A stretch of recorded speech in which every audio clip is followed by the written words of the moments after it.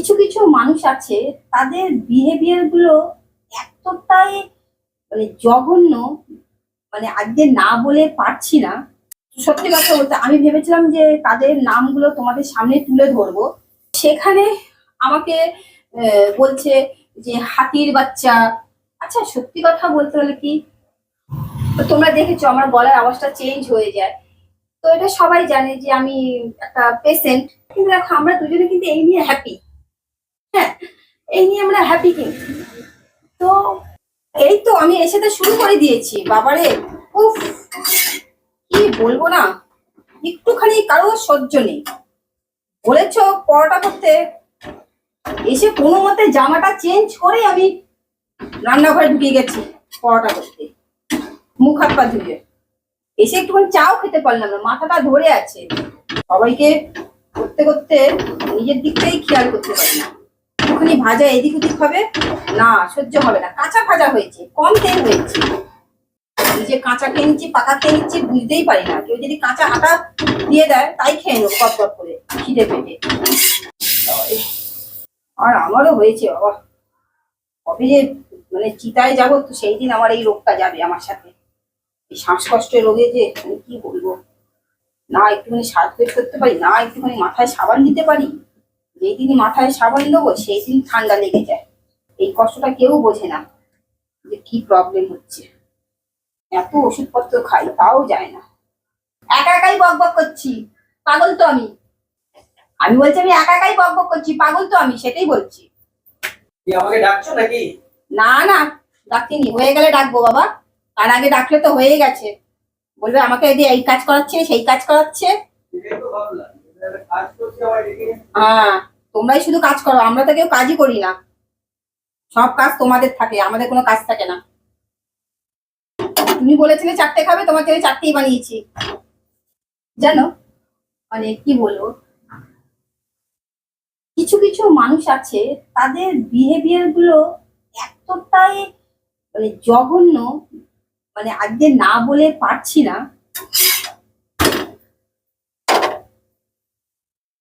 বলতেও খারাপ লাগছে, সত্যি খারাপ লাগছে।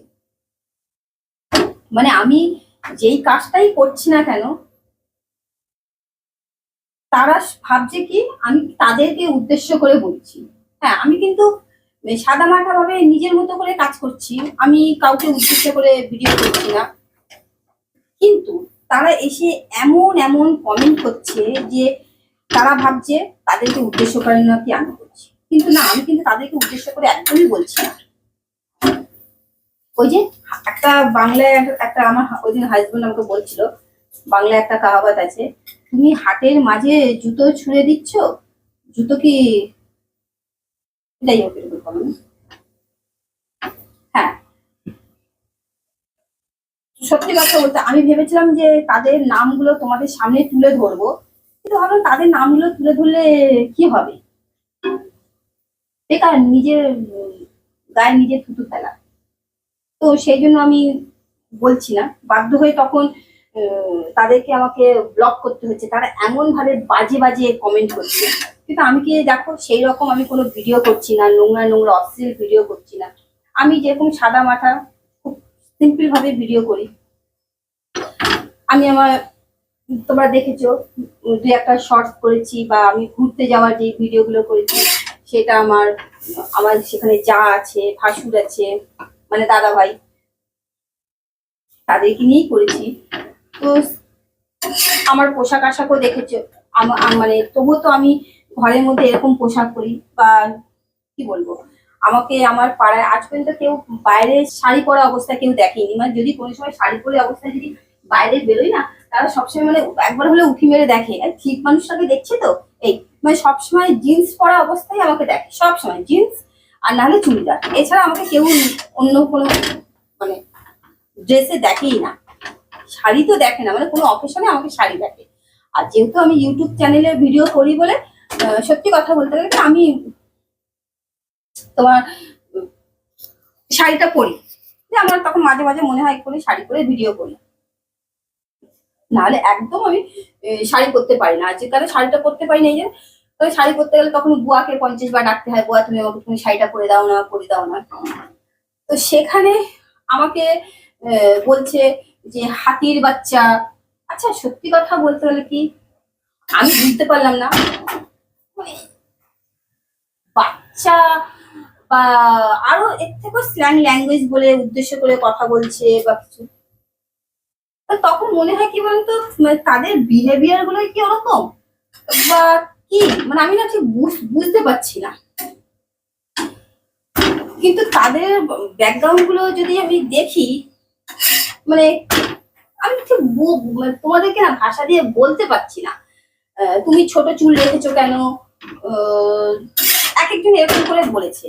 তো সত্যি কথা বলতে তোমরা তো নিজেরা দেখেছো যে আমি সবসময় শ্বাসকষ্টে ভুগি, বা তোমরা যখনই দেখেছো আমার গলার আওয়াজটা একটু চেঞ্জ হয়ে যায়।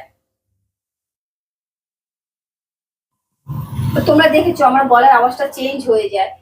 তো এটা সবাই জানে যে আমি একটা পেশেন্ট। 12 মাসে যেহেতু আমি বাইরে থেকে এসেছি, আমার কলকাতা ওয়েদার স্যুট করে না।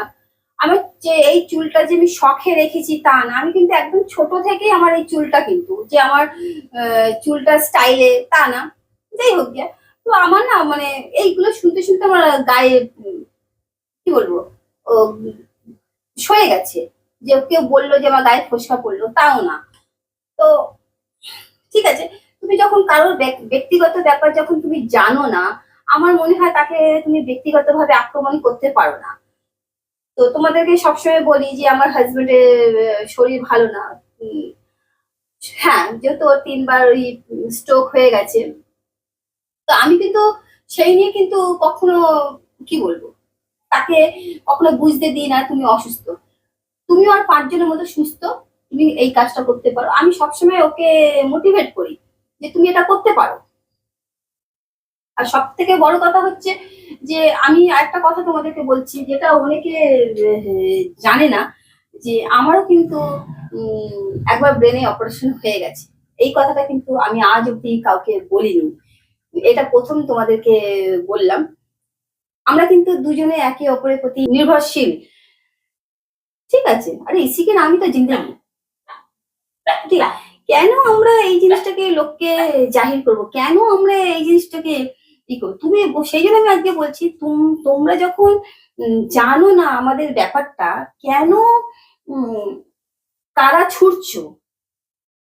আগে ভালো করে জানো, জেনে কারোর দিকে ঢিলটা মারো। তা না জেনে কাউকে ঢিলটা মেরো না। কেন আমরা দেখো সারাদিন নিজেদের মতো থাকি, থেকে আমরা দুজনে ভিডিও করি। ভিডিও করার পর আমাদের এটা ভালো লাগে, ভালো লাগে, আমরা করি, আমরা এই নিয়ে হ্যাপি থাকতে চাই। তো বেকার কেন আমাদেরকে করতে চাও? কিন্তু দেখো আমরা দুজনে কিন্তু এই নিয়ে হ্যাপি।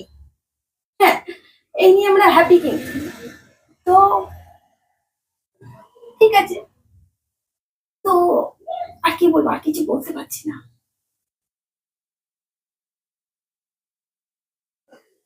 আমি ওই জন্য বলি যে আগে কাউকে কোনো কথা বলার আগে আগে তার ব্যাপারটা জানো, জেনে তারপরে তাকে আঘাত করো।